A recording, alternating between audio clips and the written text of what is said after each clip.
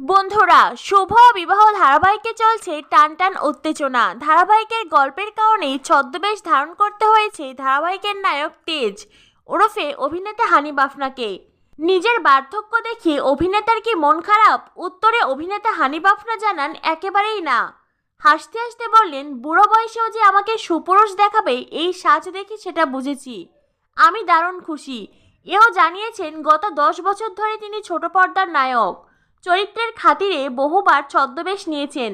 বলতে পারেন এটাই আমার কাছে স্বাদ বদল।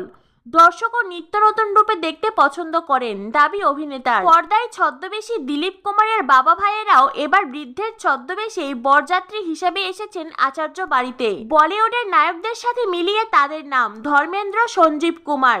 নায়কের দাবি, পর্ব দেখতে বসে হাসতে হাসতে পেটে খিল ধরবে দর্শকদের।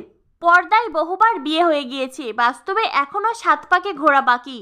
হানির সত্যিকারের বিয়েতে পছন্দের বরযাত্রী কারা হবেন? একটুখানি থমকে অভিনেতা জানান, মনোজ বাজপাই, রাজকুমার রাও খুব পছন্দের। এদের সঙ্গে অমিতাভ বচ্চনও যদি আসেন, হানি আর কিছু চাইবেন না।